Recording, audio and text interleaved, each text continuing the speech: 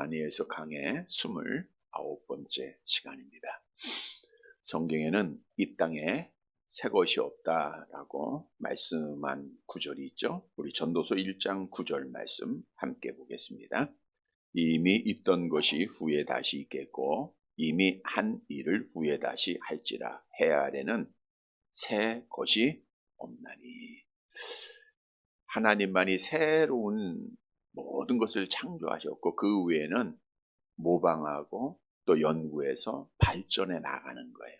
우리 사람이 새롭게 뭐를 만드는 것은 없습니다. 시간에 따라서 새로운 물건들이 많이 나오지만 사실 이전에 있던 것을 발전시키고 모방해 가는 것뿐이죠. 이 땅에는 새 것이 없어요. 마찬가지로 기독교의 신앙도 같습니다. 우리 기독교의 신앙은 하나님이 성경을 통해서 말씀한 내용 위에 그 기초 위에 세워진 예수 그리스도 위에 세워진 종교입니다. 예수가 그리스도요 하나님이라고 하는 그 신앙의 기초 위에 하나님께서 교회를 약속하셨고 모든 교회는 그 교회 위에 세워진 거예요. 만일 이것들 외에 다른 것을 말하면 이단이 되는 겁니다. 우리 신학에도 많은 신학이 있지만 사실은 신학은 성경 말씀에 근거해서 이미 다 정해져 있습니다.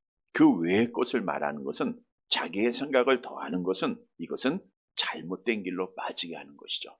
그래서 우리의 믿음은 오직 성경의 말씀을 따라 행하는 것, 성경만 우리가 따라가는 것, 그것이 온전한 믿음이고 그것을 우리가 지켜가야 될 거예요. 그럼에도 불구하고 우리 인간은 연약한 본성을 가지고 있는 거예요. 사실은 하나님은 눈에 보이지 않지만 사람은 눈에 보입니다. 물론 우리가 눈에 보이지 않는 주님을 바라보고 하나님을 바라봐야 하는 것이 옳아요. 그러나 연약하기 때문에 사람을 아니 바라볼 수가 없다는 거예요. 오늘도 우리가 교회에서 아침에도 저녁에도 예배드리면서 많은 사람을 만나고 또 많은 사람 바라보게 됩니다.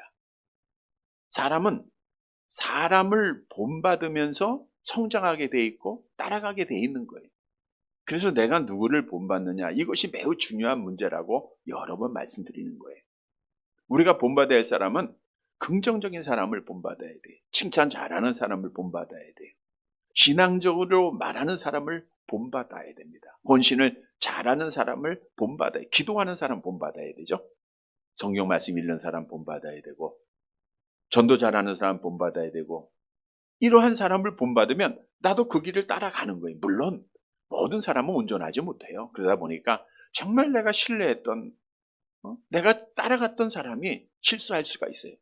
그때 우리가 낙심하게 되는데 빨리 주님 앞에 돌아오면 되겠죠. 어떻든 우리가 본받으면서 성장할 수밖에 없다고 하는 것을 교훈으로 얻어야 되겠죠. 다니엘서는 1장에서 5장에서는 다니엘이 포로로 잡혀가서 바벨론이라고 하는 나라, 특히 느부갓네살 왕이 통치할 때 있었던 사건들을 배경으로 하고 있었죠. 그래서 이제 다니엘과 그의 친구들이 포로로 잡혀간 사람들 중에 뛰어나서 뽑혀 왕궁에서 자라고 신앙을 지키다가 이제 그 세 친구가 또 어려움을 겪고 또 다니엘이 왕의 꿈을 해석해주고 또 여러 가지 그런 과정들 이런 말씀들이 기록되어져 있습니다. 6장은 바벨론이 지난주 5장에서 멸망을 받았어요. 그리고 이제 메대 바사 연합 왕국이 이제 제국을 이루게 되는데 그때 다니엘에게 있었던 가장 유명한 사건 하나를 기록하고 있는 것이 6장의 말씀인데 어떤 사건이죠? 사자굴 사건. 다니엘이 사자굴에 들어갔다가 하나님께서 사자의 입을 봉하심으로 해함받지 않고 살아났던 기적적인 사건. 이 다니엘서 6장의 사자굴의 사건을 생각해 보면 다니엘서 3장의 사건과 유사하죠? 사드락, 메삭, 아벤느고의 풀무불 사건과 가장 유사합니다. 풀무불 사건이나 사자굴 사건은 정말 신앙을 지키기 위해서 당한 고난들이에요. 믿음을 지키는 사람들이 사악한 이방 사람에 의해서 또 혹독한 시련을 겪게 되는 것. 그러나 그 시련 가운데서 하나님의 기적적인 은혜를 베푸셔서 하나님의 사람들을 지키시고 보호해 주시는 것. 그래서 믿음을 지키는 믿음을 가진 자가 승리하는 모습을 그리고 있습니다. 이제 지난주에 벨사살 왕이 다니엘의 글자를 해석하게 되죠. 그 해석한 그날 밤에 죽게 됩니다. 그리고 나서 메대 사람 다리오가 62세에 왕이 되었다라고 하는 것이 5장 마지막 절의 말씀이었죠. 왕이 된 메대 왕 다리오는 먼저 나라를 잘 통치하기 위해서 고관들을 세우게 되는데 본문 1절 말씀을 함께 보도록 하겠습니다. 1절 같이 봅니다. 다리오가 자기의 뜻대로 고관 120명을 세워 전국을 통치하게 하고, 이제 다리오가 제국의 왕이 되지 않았습니까? 그리고 자기의 뜻대로, 이 자기의 뜻대로는 자기가 기뻐하는 대로 그거예요. 우리도 이 세상을 살아가는 동안 내 뜻대로 살아야 돼요? 하나님 뜻대로 살아야 돼요? 하나님 뜻대로. 그럼에도 불구하고 내 뜻대로 행할 때가 많아요. 내 마음대로. 이거는 내가 기뻐하는 뜻이다. 그러니까 내 뜻대로 간다. 내가 가고 싶은 대로 한다. 이거는 내가 기뻐하는 대로 행했다라는 거예요. 하나님이 뜻대로 행했다. 이건 하나님이 기뻐하시는 대로 했다라는 거예요. 그래서 우리는 오직 하나님의 뜻대로 행해야 되겠죠. 다리오는 자기 기뻐하는 뜻대로 120명의 고관을 세우게 됩니다. 메데바사의 연합 제국은 아수르를 바벨론에 멸망시키고 이제 바벨론이 메데바사 연합군에 멸망당하지 않았습니까? 그래서 그 제국들보다 더 넓은 영토를 갖게 됩니다. 그래서 이제 역사적으로 보니까 20개 도, 120관할구로 나눠요. 그러니까 20개 도에 우리나라로 얘기하면 뭐 도가 있죠. 뭐 경기도, 충청도, 경상도, 전라도 이렇게 나누잖아요. 그리고 120개 관할구, 무슨 구가 있죠. 우리 경기도에도 무슨 구가 있고 이러듯이 시가 있듯이 이렇게 120개 도의 120 관할구로 나눠서 자기가 통치를 하게 됩니다. 그래서 120명의 고관들을 임명을 하게 돼요. 그래서 고관이라는 것은 지방을 통치하는 총독입니다. 그래서 많은 나라를 다스렸습니다. 페르시아 제국의 아수로 왕 시대, 이제 메데바사의 다리오 왕의 시대가 끝나고 이제 바사 왕, 즉 페르시아 제국이 시작이 돼요. 정식으로는 페르시아 때가 제국이 이루어지게 됐죠. 그때 아하수에로 왕 시대에는 127개 관할이 120개가 127개로 늘어나는 것을 볼 수가 있는데, 우리 에스더서 1장 1절에 나와 있죠. 에스더서 1장 1절 함께 봅니다. 이 일은 아하수에로 왕 때에 있었던 일이니 아하수에로는 인도로부터 구스까지 127지방을 다스리는구나. 그래서 120명은 각 지방을 다스리는 왕이다, 이렇게 생각하시면 되겠죠. 그런데 이제 각 지방을 다스리는 120명의 왕을 세워서 이 다리오가 다 통치가 안 되는 거예요. 그러니까 그들 위에 총리 셋을 세우게 되는데 본문 2절 말씀을 보시기 바랍니다. 2절 같이 봅니다. 또 그들 위에 총리 셋을 두었으니 다니엘이 그 중에 하나이라. 이는 고관들로 총리에게 자기의 직무를 보고하게 하여 왕에게 손해가 없게 하려 함이었더라. 그러니까 120명의 지방 왕들을 세우고 그들을 다스릴 수 있는 3명의 총리를 세웠는데, 그 총리라고 하는 것은 우두머리 이런 뜻인데 제국에서 가장 높은 우두머리는 왕이에요. 그러니까 여기서 말하는 우두머리는 총리, 3명의 사람을 총리로 말하고 있는 겁니다. 그런데 총리를 3명 세우는데 그 중에 하나가 누구예요? 다니엘이었다는 거예요. 여러분 한번 보세요. 다니엘은 메데바사의 과도 제국을 세운데 아무 공로가 없는 사람입니다. 도리어 메데바사가 공격을 하고 멸망을 시켰던 바벨론 제국에 속한 사람이었잖아요. 적이었어요. 어떻게 보면 상대 적입니다. 그럼에도 불구하고 다리오 왕이 제국을 처음에 이루면서 다니엘에게 3명의 총리로 삼았다고 하는 것은 상당히 놀라운 일이 아닐 수가 없습니다. 아마도 다리오 왕은 다니엘이 벨사살 왕 잔치 자리에 그 신비로운 글자를 판독했다는 그 사실을 알았을 것이고, 또 다니엘의 경력에 대해서 조사하다 보니까 그와 면담하며 그의 탁월한 지식을 그가 깨달았을 거예요. 또 오늘 본문 이후에 보니까 다니엘은 3명의 총리가 될 수밖에 없는 사실도 증거해주고 있습니다. 물론 이때 다니엘의 나이가 적어도 80세입니다. 지금도 80세라 하면 나이가 들은 거죠. 네. 들었어요? 아직 젊어요, 80세가. 네, 우리 권사님들은 볼 때 80세 아직 어리네 생각하겠지만 80세는 지금도 나이가 그 당시에는 참 나이가 많은 그런 때입니다. 근데 그 80세가 넘었어요. 근데 그를 총리로 세웠다는 것은 다리오가 나라를 유지하기 위해서 다니엘을 필요로 했다는 것, 신임했다는 것 알 수가 있죠. 총리를 세운 이유를 오늘 본문 2절에서 말씀하기를 그 고관들로 총리에게 자기들의 직무를 보고하게 하고 그러니까 120명의 지방 왕들이 다 왕에게 직접 보고를 못 하잖아요. 그러니까 그 중에 3명의 총리를 세워서 왕들로 하여금 보고를 하게 한 거예요. 그러니까 행정적이나 사법적인 그 모든 일들을 통일하게 만들었고요. 또 왕에게 손해가 없게 하려 하였더라. 가장 중요한 이유죠.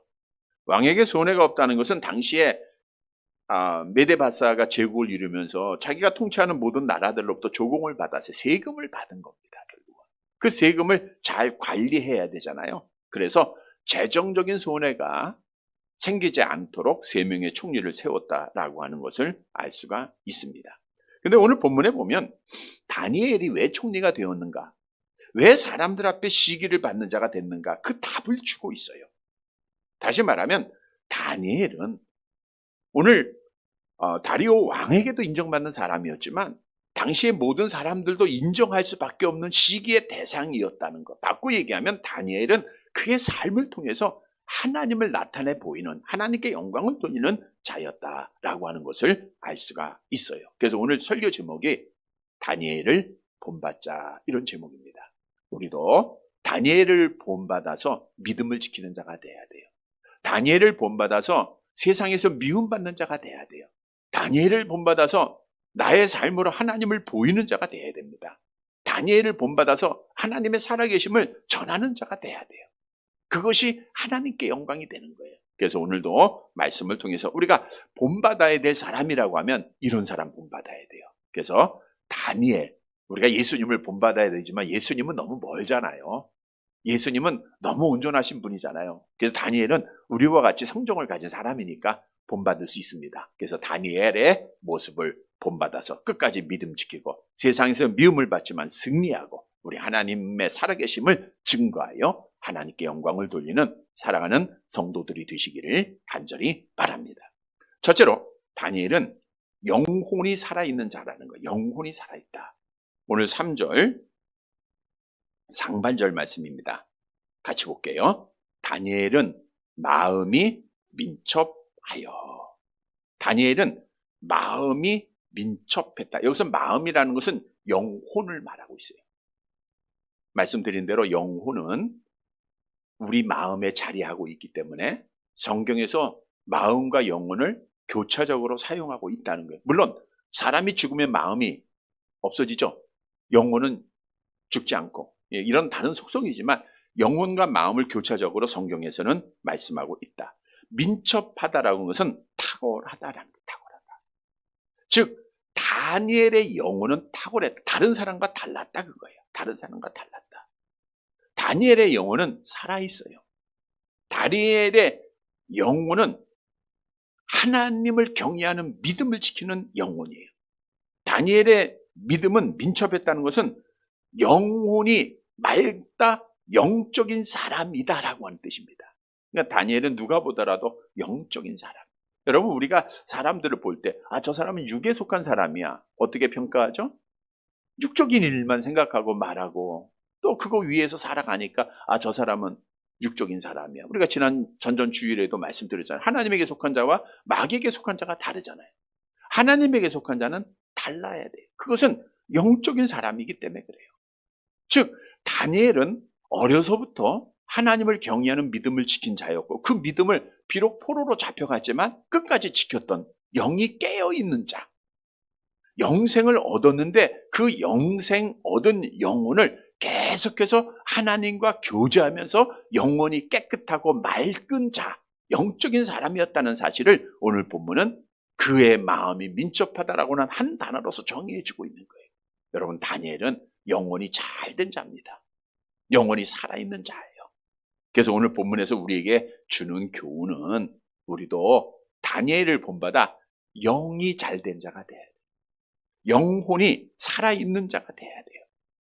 본래 하나님께서는 우리 인간을 창조하실 때 영혼이 살아있는 자로 창조하셨다. 잘하는 말씀이죠. 창세기 2장 7절 함께 봅니다. 여호와 하나님이 땅에 흙으로 사람을 지으시고 생기를 그 코에 불어넣으시 사람이 생명이 되어 영혼이 살아있도록 창조하셨다. 생명이 되었다. 살아있는 영혼이다라는 말씀이죠. 이 살아있는 영혼이 창세기 1장 27절에 기록한 대로 하나님의 형상대로 창조함을 받았기에 하나님 앞에 제사장 선지자 또 왕의 사명대로 하나님 아버지와 영적으로 교제하는 그런 자가 됐던 거예요. 그것이 타락하기 전에 아담의 모습입니다. 그런데 아담 한 사람의 타락으로 그 죄가 우리에게 다 전가가 되었죠. 그래서 우리는 영혼이 죽은 자예요. 이러므로 한 사람으로 말미암아 죄가 들어오고 죄로 말미암아 사망이 들어왔다. 이 모든 사람이 죄를 지어서 사망이 모든 사람에게 이뤘다 그랬어요. 그래서 우리 인간들은 날 때부터 마음이 어두웠다라고 성경은 증언하고 있죠. 로마서 1장 21절입니다. 함께 봅니다. 하나님을 알되 하나님을 영화롭게도 아니하며 감사하지도 아니하고 오히려 그 생각이 허망하여지며 결국 미련한 마음이 어두워졌다. 그러니까 영혼이 죽은 자, 마음이 어두운 자가 된 거예요. 그러다 보니까 하나님 앞에 우리가 죄를 범하고 또 우상 숭배하는 어리석고 또 비참한 인간이 된 거죠. 여러분, 그래서 우리 인간들은 영생을 잃어버렸기 때문에 영혼이 죽었기 때문에 원하는 것이 영생이라 그랬잖아요. 그러니까 영생을 위해서 노력하는 거예요. 얼마나 많은 노력을 합니까? 그런데 이 영생이라고 하는 것은 우리가 노력한다고 땀 흘린다고 수련을 쌓는다고 많이 배운다고 되어지는 것이 아니라 그러잖아요. 하나님 아버지께서는 죽은 영혼 살리는 길은 한 길밖에 만들지 않으셨어요. 예수님께서 말씀하시기를 내가 곧 길이요 진리요 생명이니 나로 말미암지 않고는 아버지께로 올 자가 없다. 영생 얻을 자가 없다. 그거예요. 그래서 성경도 그런 말씀하죠. 요한복음 5장 24절 암송해 볼까요? 내가 진실로 진실로 너희에게 이르노니 내 말을 듣고 또 나 보내신 이는 믿는 자는 영생을 얻었고 심판에 이르지 않으니 사망에서 생명으로 옮겼느니라. 여기서 영생을 얻었다는 영생이라는 것은 죽은 영혼이 살아났다는 거예요. 오늘 오전에도 말씀드린 대로 인간에게는 세 가지 죽음이 있는데 아담의 타락으로 영혼이 우리가 죽었어요. 하나님과 분리가 된 거예요. 그러나 예수를 그리스도로 믿는 자들에게 하나님께서 그 영혼을 살리셔서 하나님과 교제하게 하셨다라는 거예요. 여기서 얻었다라는 것은 현재 시제입니다. 영생은 과거에 경험된 것이 아니라 지금 영생하고 있어야 된다는 거예요. 아주 중요한 거예요. 영생을 얻은 자는 지속적으로 하나님 아버지와 영적 교제를 하고 있어야 된다. 오늘 오전에도 하나님 아버지와 예수님은 영적으로 뭐 했다 그랬어요? 교제했다 그랬죠. 계속 교제했듯 우리가 교제를 해야 돼요. 사망에서 생명을 옮겼다는 것은 완료지제입니다. 우리는 이제 다시는 사망 받지 않고 하나님 앞에 생명으로 천국으로 예수님이 내 말을 지키며 내 성경을 통해서 예수께서 그리스도의 하나님을 믿는 자는 죽음을 영원히 뭐라 그랬어요? 보지 않는다 그랬잖아요. 이 복을 주시는 분을 성경은 약속하고 있어요. 여러분, 내가 과거에 아무리 기도를 많이 하고 예배 한 번도 빠지지 않고 내가 과거에 하나님 앞에 11조 많이 드리고 또 기도도 많이 하고 내가 하나님 앞에 헌신도 많이 하고 이거 중요한 거 아니에요. 내가 지금 기도하느냐, 내가 지금 예배하는 자냐, 내가 지금 예배당 안에 있느냐, 이게 중요한 겁니다. 그러면 어떻게 우리가 다니엘을 본받아 영혼이 살아날 수 있는가? 이거는 다니엘은 계속해서 영적으로 하나님과 교제했다는 거예요. 여러분, 그 영혼, 그 마음이 민첩한 것은, 영혼이 잘된 것은 다니엘은 그가 어려서부터 부모로 하나님을 경외하는 거 배웠고 그 포로로 잡혀가서도 하나님을 경외하는 신앙을 지켰고 그가 그 많은 어려움 가운데서도 그가 하나님을 신앙하는 믿음을 지켰다는 것은 하나님과 늘 영적으로 깨어서 기도했다라는 거예요. 우리가 오늘 이후의 내용에 보니까 다니엘이 사자굴에 들어간 이유가 뭐예요? 기도했기 때문이잖아요.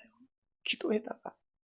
그래서 기도로 깨어있는, 하루에 3번씩 그가 예루살렘 성전을 향하여 문을 열고 하나님 앞에 기도하죠. 영적으로 깨어있으니까 오늘 당연히 그의 영혼은 민첩한, 영혼이 살아있는, 영혼이 잘된, 영혼이 생명을 얻은 자가 되었음을 성경은 우리에게 말하고 있잖아요. 그래서 우리도 다니엘을 본받는다라고 하는 것은 하나님 앞에 영적으로 교제하는 일을 힘쓰는 자가 돼야 돼요.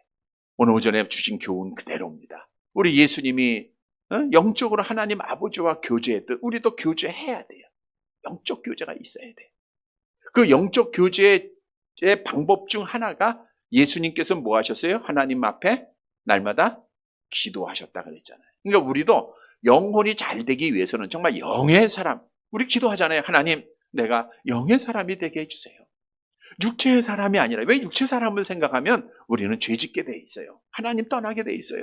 그러니까 하나님, 영의 사람, 믿음을 지키는 자 아닙니까? 영의 사람이 되게 해주세요. 기도하는데 영의 사람이 되기 위해서는 하나님 앞에 영적으로 깨어 기도하는 자가 돼야 되는 거예요.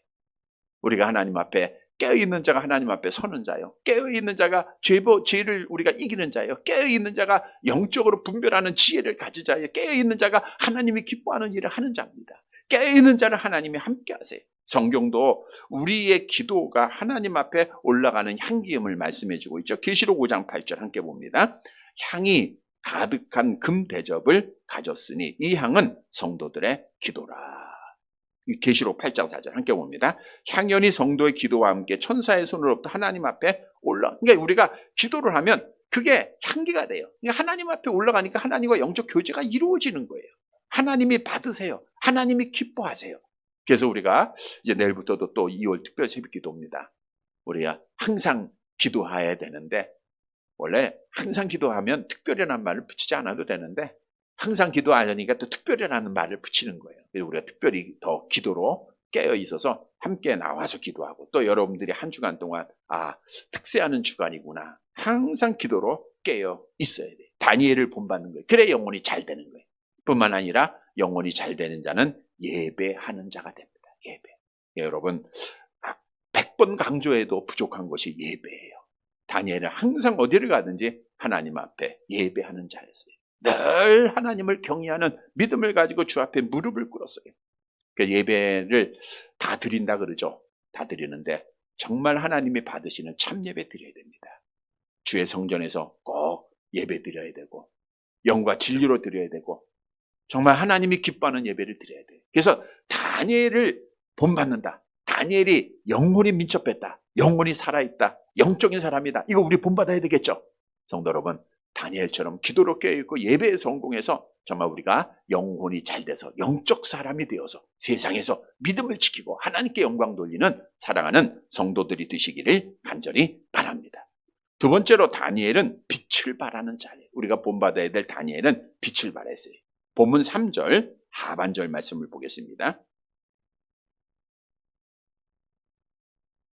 3절 하반절 같이 봅니다. 총리들과 고관들 위에 뛰어남으로 왕이 그를 세워 전국을 다스리게 하고자 한지라. 총리들 3명이 있고 고관들 120명 중에 다니엘은 어떻게 했어요? 그 위에 어떤 사람이에요? 뛰어났다. 근데 이 원문의 의미는 뭐냐? 뛰어났다는 것은 다니엘이 키가 커서 다른 사람의 눈에 뛰어났다? 또 다른 사람보다 잘생겼다, 이런 뜻은 아니에요. 80세가 아무리 잘생겨봐야 어떻습니까? 외적인 모습은 아니에요. 이 원문의 의미는 멀리 떨어진 곳에서 밝게 빛나는 상태, 이런 뜻이에요. 그러니까 뛰어나다는 것은 멀리 봐도 그 사람이 빛이 나는 거예요.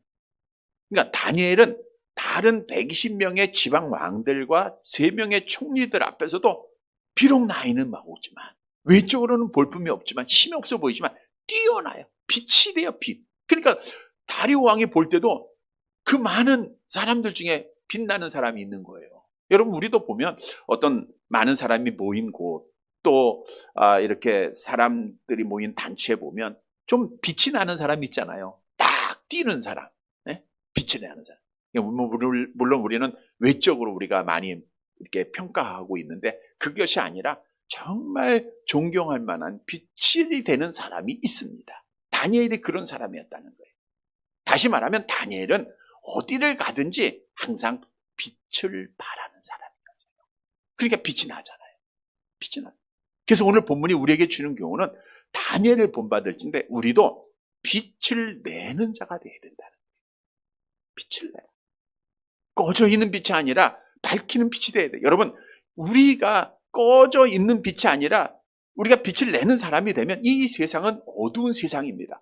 어떤 사람의 모임이든 어둠이 있어요. 거기에 빛을 발하면 오늘 다니엘처럼 많은 사람들 가운데서 밝게 빛나는 사람이 될 수 있음을 성경은 분명히 우리에게 말하고 있어요. 우리는 본래 태어날 때부터 어둠에 속한 자의 빛을 발할 수가 없습니다. 그러나 하나님께서는 성경에 보니까 어둠에 속한 우리를 빛의 자녀가 되게 하셨다라고 말하고 있죠. 에베소 5장 8절 함께 봅니다. 너희가 전에는 어두움이더니 이제는 주 안에서 빛이라 빛의 자녀들처럼 행하라. 너희가 전에는 어두움이었다 이 말은 뭐냐면 하나님을 잃어버린 자들이었다. 어둠이었다는 것은 악한 마귀의 자녀였다. 그런 뜻이에요. 그러니까 하나님께서 주시는 생명에서 떠나 있는 자예요. 어둠에 속한 자들은. 에베소 4장 18절 같이 봅니다. 그들의 총명이 어두워지고 그들 가운데 무지함과 그들의 마음이 굳어짐으로 말미암아 하나님의 생명에서 떠나 있다다. 그러니까 총명이 어두워졌다는 것은 하나님을 아는 지식을 잃어버린 거예요. 무지해요. 마음이 굳어집니다. 오늘도 어둠에 속한 자들이 그런 삶을 살잖아요. 여러분, 본래 하나님은 첫째 날 뭘 창조하셨죠? 빛을 창조하셨잖아요. 어둠을 밝혔습니다. 빛으로 우리 첫사람 아담에게도 하나님을 아는 빛을 주셨어요. 근데 타락함으로 말미암아 우리가 빛을 잃어버린 거예요. 에베소 2장 3절 함께 봅니다. 전에는 우리도 다 그 가운데서 우리의 육체의 욕심을 따라 지내며 육체와 마음에 원하는 것을 하여 다른 이들과 같이 본질상 진노의 자녀. 그래서 타락한 인간들은 스스로 빛을 찾기 위해서 노력하지만 불가능한 거예요. 그래서 어둠에 있는 자녀들을 빛으로 인도하기 위해서 하나님 아버지께서 오늘 오전에 독생자 예수님을 이 땅에 보내신 거예요. 요한복음 1장에 보니까 빛으로 오신 예수님에 대해서 많은 증거를 하고 있잖아요. 빛으로 이 땅에 왔다는 것은 뭐예요? 이 세상이 어둡다는 거예요? 빛이라는 거예요. 어둠인 거예요. 어둡기 때문에 빛을 대신 예수님을 보내신 거예요. 어둠을 밝히기 위해서. 요한복음 1장 9절 함께 봅니다. 참빛 곧 세상에 와서 각 사람에게 비추는 빛이 있었나니. 우리 주님은 참 빛으로 이 땅에 오셨지만 어둠을 사랑했던 유대인들, 오늘도 이거 유대인들이 예수님을 무시하고 조롱하고 박해하는, 예수님에게 귀신 들렸다 말하는 그런 자들이었기에 어둠에 속한 자여서 결국 예수님을 영접하지 않았잖아요. 얼마나 슬프고 절망스러운 순간입니까? 그러나 그리스도 예수 안에 있는 자들에게는 빛의 자녀가 되게 하는 권세를 준 거예요. 빛의 자녀가 됐어요. 그래서 여러분, 우리는 빛의 자녀인 줄 믿으시기를 바랍니다. 자, 그러면 많은 사람들 가운데 정말 보잘것없는 우리들, 정말 연약한 우리를 하나님께서 특별히 사랑하시사 빛의 자녀가 되게 하셨다는 것, 그리고 이 어두운 세상에 남겨두었다는 것, 어두운 우리의 가정, 우리의 모임, 우리의 모든 세상, 여기에 우리를 보내셨다는 목적이 뭡니까? 왜 우리를 빛의 자녀로 삼으시고 바로 천국으로 데려가지 않고 어두운 이 세상에 남겨두었어요? 뭐를 바라라고요? 빛을 바라라고. 오늘 다니엘은 하나님 앞에 빛이 된 사람이에요. 빛의 자녀가 되었기 때문에 그가 어디에 가든지 빛을 발하여서 모든 사람 앞에 빛나는 사람이 되었다라고 성경은 말씀하고 있잖아요. 그래서 우리도 빛의 자녀들은 빛을 발하는 자가 돼야 돼요. 부정적으로는 어둠에 속하지 말아야 됩니다. 우리는 어둠의 일들을 하지 말아야 돼요. 데살로니가전서 5장 5절 내려가 봅니다. 너희는 다 빛의 아들이여 낮의 아들이야. 우리가 밤이나 어둠에 속하지 아니하였네. 우리가 빛을 발하기 전 어둠의 일들을 다 벗어버려야 돼요. 죄악된 것, 악한 영에 의해서 되어지는 모든 육체적인 정욕들, 이 모든 것, 안목의 정욕들 다 버려야 됩니다. 그리고 우리가 빛을 발하는 자가 돼야 돼요. 물론 말씀을 드린 대로 이 빛은 우리가 스스로 발하는 것이 아니라 누구를 받아야 돼요? 예수님이 우리 안에 있어야 되겠죠. 예수님이 우리에게 빛을 비춰줘야 우리는 빛을 발할 수밖에 없는 반사체임을 성경은 말씀해주고 있기 때문이죠. 그래서 우리는 빛의 열매를 맺어야 됩니다. 암송해 봅니다. 빛의 열매는 모든 착함과 의로움과 진실함이에요. 그래서 빛의 열매가 다른 성경에는 또 성령의 열매로 번역이 되어지기도 하는데 성령의 충만함을 가지고 9가지 열매를 맺어야 돼요. 한번 해볼까요? 9가지. 사랑과 희락과 화평과 오래 참음과 자비와 양성과 충성과 온유와 절제. 하나하나 헤아리면서 이런 열매를 맺으면 빛을 발하는 거예요. 어둠에 속한 자들은 도무지 이런 열매 맺을 수가 없어요. 그리고 에베소 5장 9절에 말씀하고 있는 대로 착하게 착한. 그러니까 예수 믿는 사람들은 착하면 그게 빛이 되는 겁니다. 다니엘이 그런 삶을 산 거예요. 착이라는 것은 악과 대조가 되는 건데 데살로니가전서 5장 21절 22절 같이 봅니다. 범사에 헤아려 좋은 것을 취하고 악은 어떤 모양이라도 버리라. 그래서 우리는 악을 버리는 그 착한 일이 돼요. 의로운 생활을 해야 되고요. 하나님을 경외하는 믿음에 따라 행해야 되고 또 진실함. 우리가 거짓은 마귀가 압이잖아요. 그러니까 우리가 거짓말하면 안 돼. 거짓된 행위도 안 돼. 진실한 자가 돼야 됩니다. 다른 사람 속이는 것도 안 되고. 이러한 삶을 살면 어때요?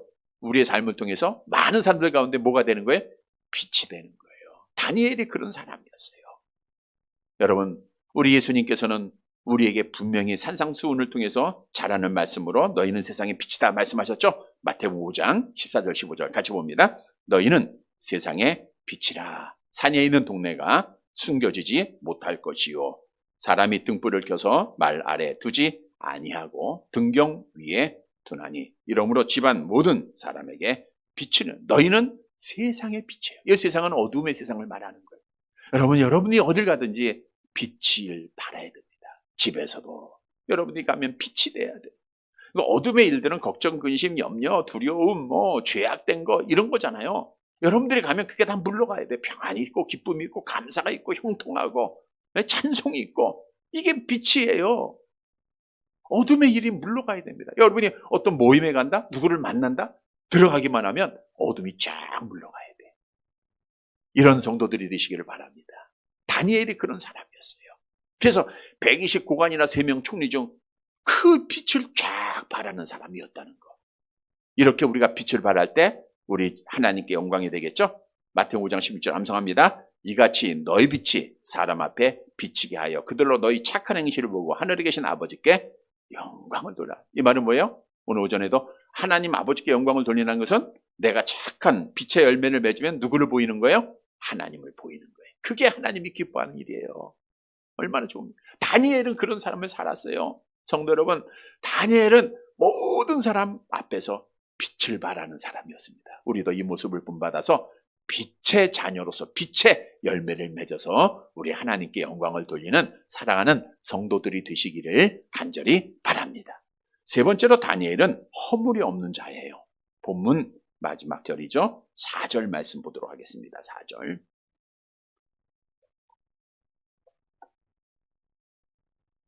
같이 봅니다. 이에 총리들과 고관들이 국사에 대하여 다니엘을 고발할 근거를 찾고자 하였으나 아무 근거, 아무 허물도 찾지 못하였으니 이는 그가 충성되어 아무 그릇됨도 없고 아무 허물도 없음이었더라.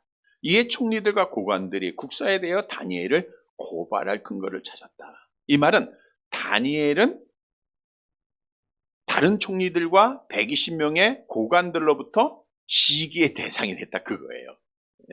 시기의 대상이 된 거예요. 왜? 혼자 빛을 발하니까, 뛰어나니까. 항상 뛰어난 사람은 시기 질투를 받게 돼 있는 거예요. 특히 다니엘은 하나님의 사랑을 받았잖아요. 성경에도 하나님의 사랑을 받으면 세상에서 미움받는다 그러죠?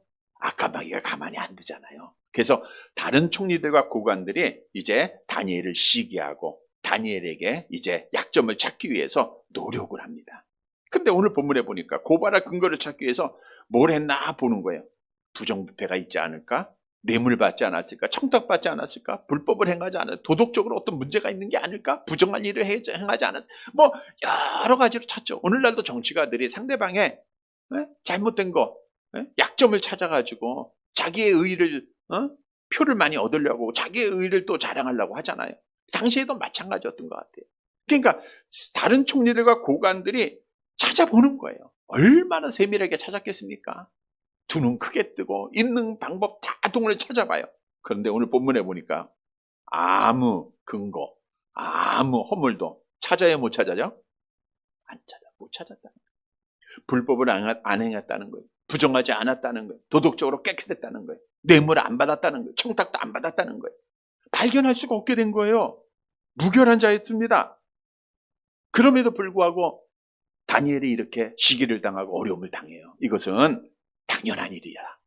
성경에 말씀하고 있죠. 디모데후서 3장 12절 함께 봅니다. 무릇 그리스도 예수 안에서 경건하게 살고자 하는 자는 박해를 받으리라. 우리가 신앙생활 잘하면 박해받는 겁니다. 그 증거가 박해받는 거예요. 미움받는 거예요. 어려움 당하는 거예요.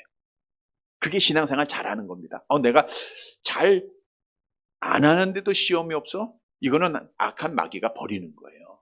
우리는 하나님 앞에 경건하게 다니엘이 살았기 때문에 세상으로부터 시기를 당했다. 이건 당연한 것임을 우리가 받아들여야 되겠죠. 그래서 베드로서에도 너희가 시험을 당할 때 이상하게 생각하지 말라는 거예요.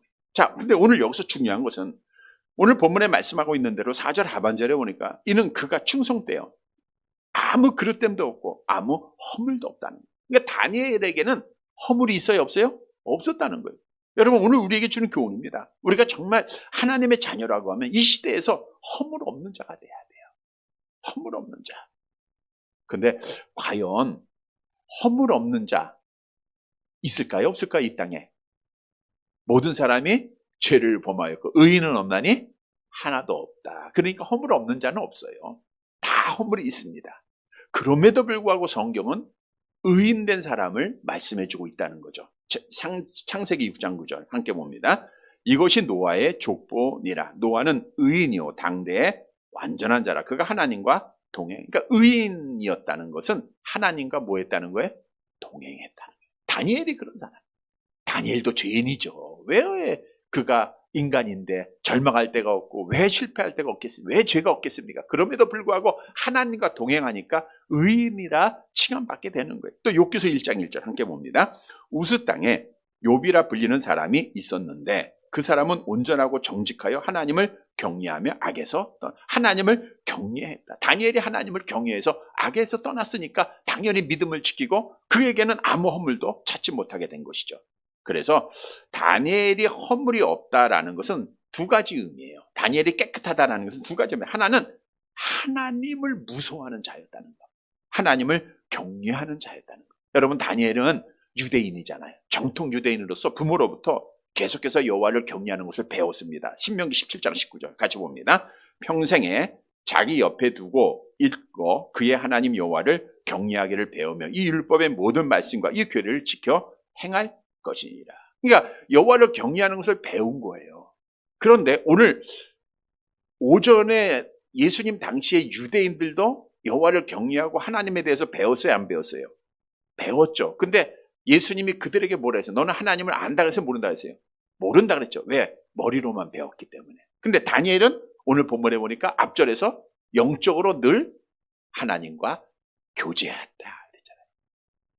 영혼의 사람이었다. 영적인 사람이었기 때문에 그는 진짜 하나님을 경외했어요. 진짜 하나님을 배운 겁니다.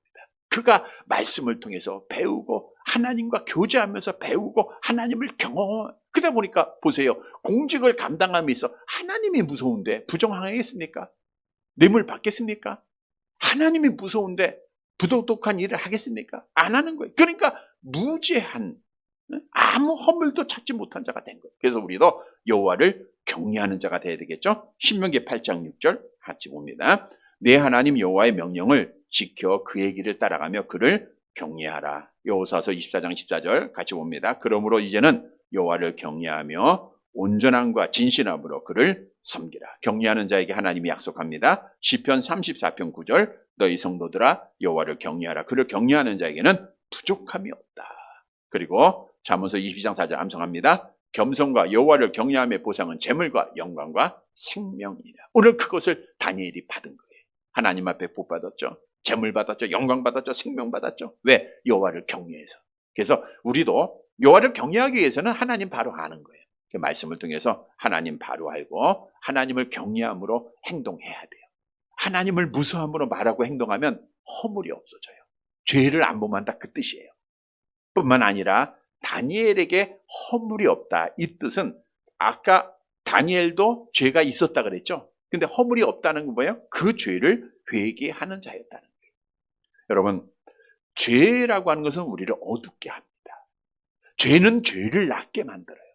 근데 다니엘은 인간의 연약함으로 죄를 지을 때가 있겠죠. 거짓말할 때도 있고 실족할 때도 있었겠죠. 마음의 죄도 있고 또 사람과의 관계 속에서 얼마나 많은 그러한 또 생각으로도 죄를 범하겠습니까? 근데 그럴 때마다 그는 회개하는 자예요. 그러니까 죄를 범하지 않게 돼요. 우리의 더러운 죄가 깨끗하게 되는 유일한 길은 회개하는 것밖에 없습니다. 이사야서 1장 18절 암송합니다. 여호와께서 말씀하시되 우리가 서로 변론하자. 너희 죄가 주홍 같을지라도 눈과 같이 씌워질 것이요 진홍같이 붉을지라도 양털같이 씻게 되리라. 그래서 다니엘은 회개하는 자예요.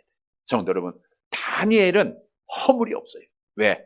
여호와를 경외했기 때문에, 회개했기 때문에. 이런 성도들이 되시기를 바랍니다. 말씀을 정리해 드립니다. 다니엘의 믿음을 쭉 보면 하나님께서 우리에게 요구하시는 것을 그대로 지킨 것 같아요. 가장 기본적인 거더라고요. 우리 기독교 신앙에서. 하나님의 요구가 뭐죠? 신명기 10장 12절 13절 같이 봅니다. 이스라엘아, 네 하나님 여호와께서 네게 요구하는 것이 무엇이냐? 곧 네 하나님 여호와를 경외하여 그의 모든 도를 행하고 그를 사랑하며 마음을 다하고 뜻을 다하여 네 하나님 여호와를 섬기고 내가 오늘 네 행복을 위하여 네게 명하는 여호와의 명령과 규례를 지킬 것이, 이 말씀 그대로 다니엘이 지켰더라고요. 그래서 그가 인정받는 자가 됐고 비록 박해는 받았지만 승리하는 자가 됐고 하나님의 영광을 돌리는 자가 됐다는 거예요. 성도 여러분, 오늘 본받아야 될 다니엘은 어떤 사람인가? 먼저는 영적으로 깨어있는 자예요. 영적으로 깨어있어요. 우리 영의 사람이 돼야 돼요. 기도하는 사람 되라는 거죠. 두 번째로는 빛을 발하는 자예요. 어디를 가든지 뛰어나요. 빛이 쫙 비칩니다. 왜요? 빛의 열매를 맺었기 때문에 그래요. 또 다니엘은 허물이 없는 자, 여호와를 경외함으로 무서워서 말하고 행동하고 또 회개하는 자였기 때문에 허물이 안 보였어요. 멋진 신앙인이죠? 이렇게 다니엘의 모습을 본받아야 돼요. 사랑하는 성도 여러분, 오늘 본문을 통해서 주시는 다니엘의 그 모습 얼마나 아름답습니까? 이 길 따라가게 할때요, 우리도 다니엘을 본받아서 비록 세상에서 미움받아도 끝까지 믿음 지키고 우리 하나님 앞에 영광을 돌리는, 정말 나의 삶을 통해서 하나님을 보여드리는 사랑하는 성도들이 되시기를 주님의 이름으로 간절히 바랍니다.